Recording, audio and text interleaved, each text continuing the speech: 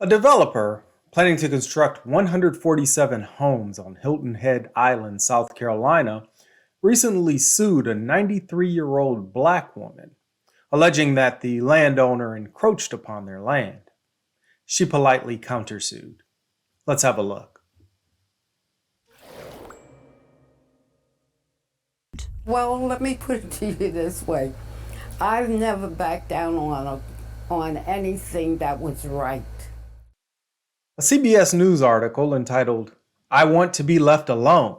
93-year-old Hilton Head Island woman is in a legal battle over her family's land," reads, "Josephine Wright moved to Hilton Head Island, South Carolina nearly 30 years ago to seek peace and relaxation on a family-owned property.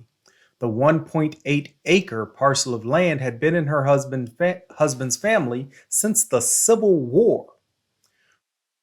He was 93, acquired the deed to the land in 2012 after her husband died in 1998. Now, Wright's beloved land is at the center of a legal battle with a property developer looking to build a residential development next door. According to the Post and Courier, Georgia-based Bailey Point Investment LLC is planning to construct 147 homes.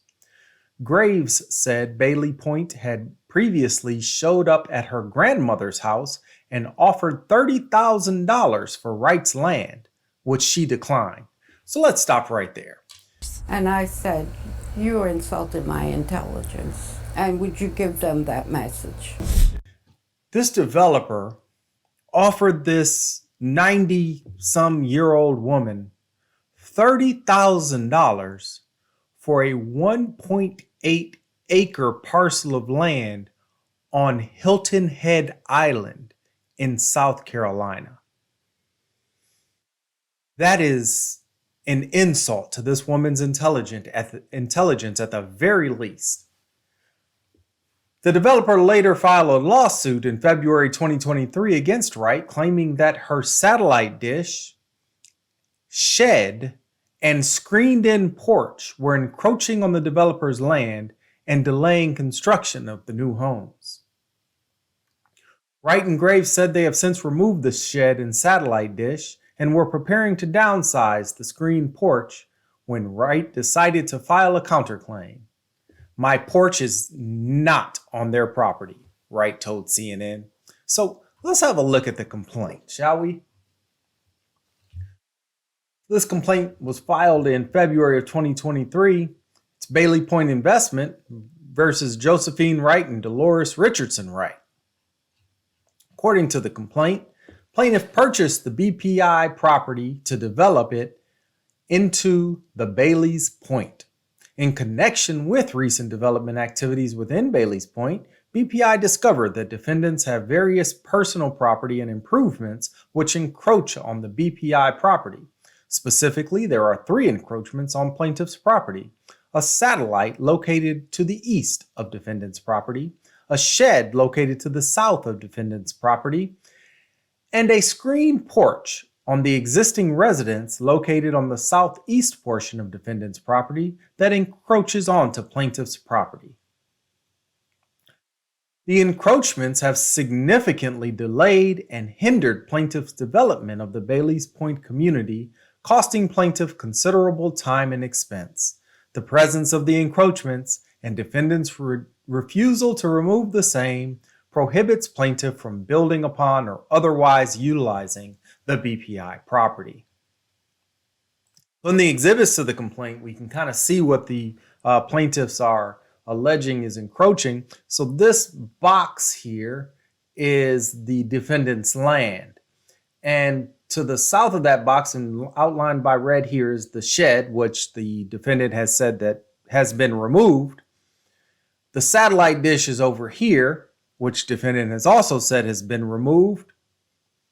And this little bitty triangle right here is part of an existing residence on the land that defendants want that apparently removed as well. Or I'm sorry, plaintiffs want that as removed as well. So let's see what the defendant has to say.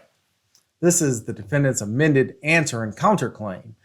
It reads, defendant Josephine Wright, hereinafter Wright, and her family have owned and lived on the property described in her deed for more than 100 years. So there's an existing residence here.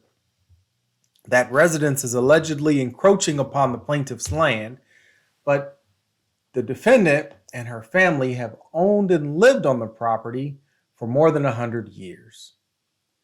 The plaintiff contacted Wright in an effort to acquire her property and was informed that it was not for sale.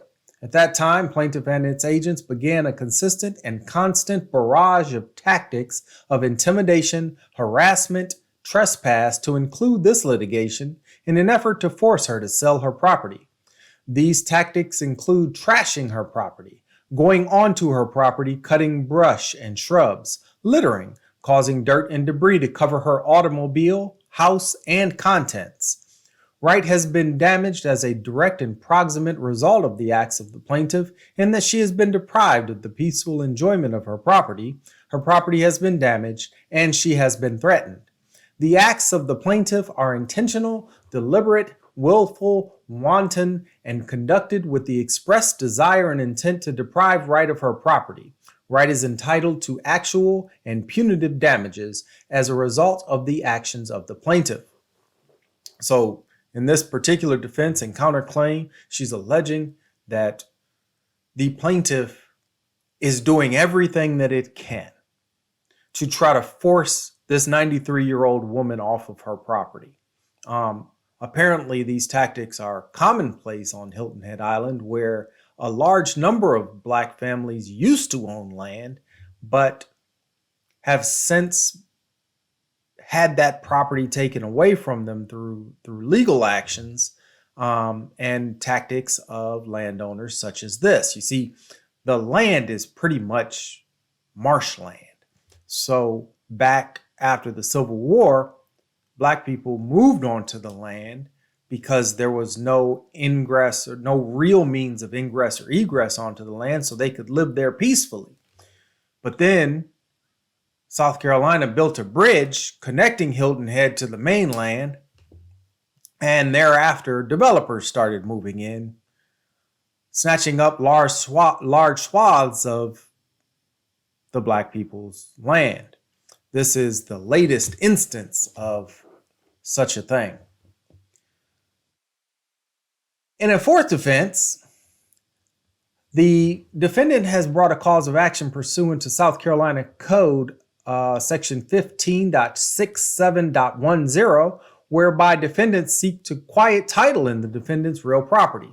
So this particular defense is essentially the defendant alleging that the property, particularly that little triangle of the property that we looked at on the exhibit to the complaint, is actually defendant's property and not plaintiff's property, and they're seeking to quiet title in defendant's property.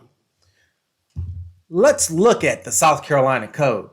Under the South Carolina Code, in every action for the recovery of real property or the possession thereof, the person establishing a legal title to the premises shall be presumed to have been possessed thereof within the time required by law. This is 67.210, which is adverse possession. It's essentially saying that the plaintiff in this action is presumed to have been possessed of the property within the time required by the law, in order to basically make it difficult for adverse possessors to try to come in and say the land is theirs. However, the statute goes on to read, the occupation of such premises by any other person shall be deemed to have been under and in subordination to the legal title, unless it appears that such premises have been held and possessed adversely to such legal title for 10 years before the commencement of such action. And it's likely under this section 210 that the the defendant is bringing the action. Any person in possession of real property by himself or his tenant, or any person having or claiming title to vacant or unoccupied real property may bring an action against any person who claims or who may or could claim an estate or interest therein or a lien thereon adverse to him for the purpose of determining such adverse claim and the rights of the parties respectively. So essentially, under this section 15.67-10, the defendant in this action is bringing an adverse possession claim saying, look, my rights are adverse to yours and you're claiming that you have legal title in this, but me and my family have been here for over 100 years, so it's ours. Unless you can come in and essentially prove that you had possession of the land for 10 years, then my possession of the land for well over 10 years means that I now own it. So it looks to me like the developers of this particular land on Hilton Head Island, South Carolina, have gotten themselves into a legal dispute that is likely going to result in them losing a portion of their land.